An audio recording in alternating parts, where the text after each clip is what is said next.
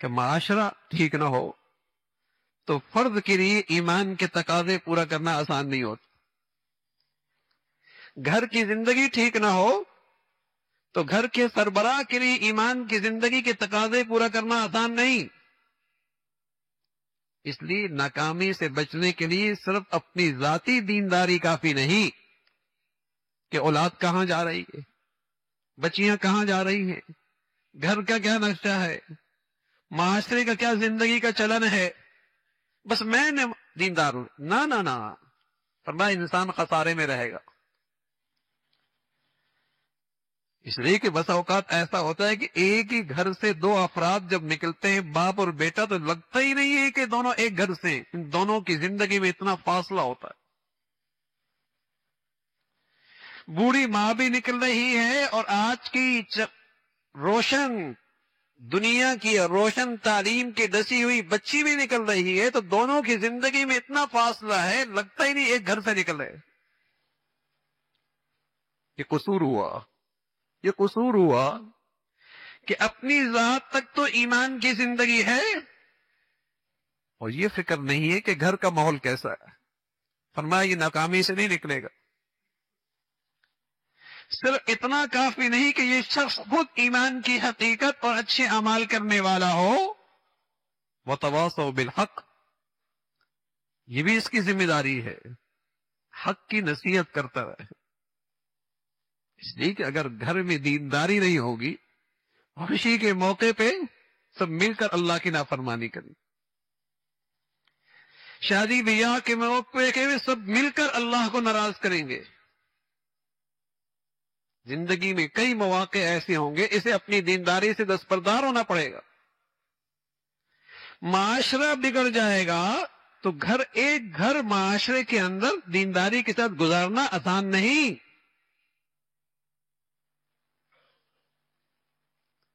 یہ سورت قرآن میں ہے اور یہ پیغام اللہ کا ہے.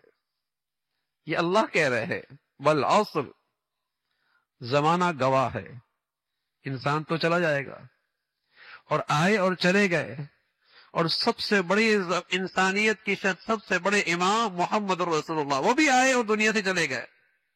لیکن صدیوں سے جو چیز گواہی دے رہی ہے وہ زمانہ دے رہا کہ انسان ناکامی کی طرف جا رہا اور انسان کا نقصان ہوتا چلا جا رہا، کہ لاکھوں کروڑوں انسانوں نے زندگیاں گزار دی اور اس زندگی سے نفع نہیں اٹھایا.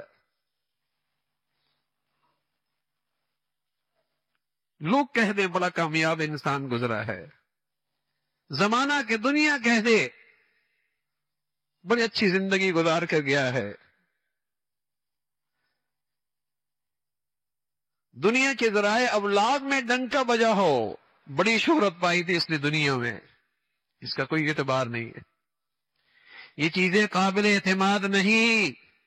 قابل اعتماد بات اللہ کی ہے کہ زندگی اس کی کامیاب ہے اور زندگی اس کی ٹھکانے لگی ہے جس نے اپنی زندگی کے سرمایے سے ایمان کی حقیقت پائی اور زندگی اچھے اعمال پہ آئی اور زندگی اس طرح گزری کہ ہمیشہ حق کا دائی رہا، حق کا دائی رہا، اور معاشرے کو، سوسائٹی کو، اپنے دائیں بائیں کو، اپنے ماحول کو نیکی پہ جمنے کی تلقین کرتا رہا.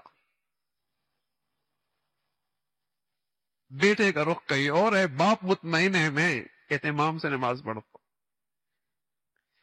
اولاد کیا کما رہی ہے، باپ مطمئن ہے میری زندگی اچھی گزر رہی ہے نا. اللہ کریم کا ارشاد ہے انسان خسارے میں ہے، بڑا گھاٹا کر رہا ہے، اس کی زندگی ضائع ہو رہی ہے. زندگی کی فلاح اور کامیابی اس انسان کے لیے ہے جس میں یہ چار خوبیاں موجود ہوں. ایمان کی حقیقت نصیب ہو، زندگی اچھائیوں پر ہو. اور اچھائیوں کا معیار کیا ہے؟ ایک شخص آئے کہنے لگا یا رسول اللہ احب ان اکون اعبد الناس، میں نیک بننا چاہتا ہوں اور سب سے نیک بننا چاہتا ہوں، سب سے اچھا بننا چاہتا ہوں. تو پیارے رسول صلی اللہ علیہ وسلم فرمانے لگا اتق المحارم تکن اعبد الناس، حرام سے بچ جا، سب سے بڑا نیک بن جائے. کوئی بات نہیں، تیری زندگی میں وظائف نہیں ہے، نفلی عبادات نہیں ہیں، زیادہ تسبیحات نہیں ہیں، رات کو نہیں اٹھ پاتا، نفلی عبادت روزے صدقے نہیں دے پاتا، کوئی حرج نہیں، بس اس کا اہتمام کر لے، تیرے حکم میں، تیری زندگی میں کہیں اللہ کی نافرمانی نہ ہو، کہیں اللہ کا حکم نہ ٹوٹے۔ اتق المحارم تکن اعبد الناس، حرام سے بچ جا، سب سے بڑا نیک بن جائے۔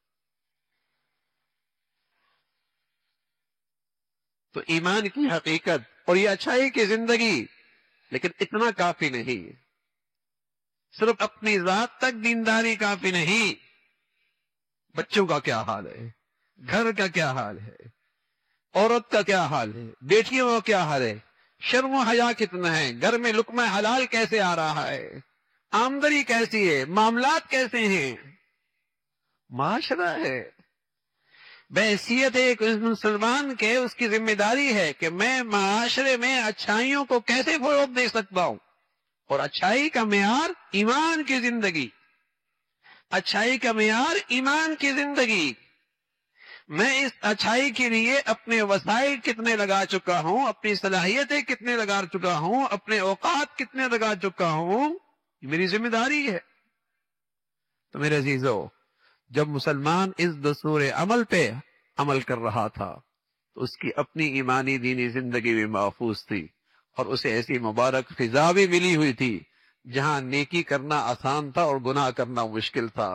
اور جب مسلمان نے اس ذمہ داری کو چھوڑ دیا ہے، آج دیندار بھی ہے لیکن ایسے معاشرے میں زندگی گزار رہا جہاں گناہ کرنا آسان ہے اور نیکی کرنا مشکل ہو، جہاں اللہ کی نافرمانی فخر کی چیز بن گئی ہے اور اللہ کی فرمانبرداری وہاں عیب بن چکا ہے۔ تو میرے عزیزو، یہ چار ذمہ داریاں، یہ اللہ کا پیغام ہے۔ اللہ رب العزت اس سورت کو اور اس چھوٹی سی سورت کو ہمیشہ اس پیغام کا استحضار اور دھیان نصیب فرما دے، اور اسے اپنا دستور العمل زندگی کا بنانے کی ہمت اور توفیق نصیب فرمائے۔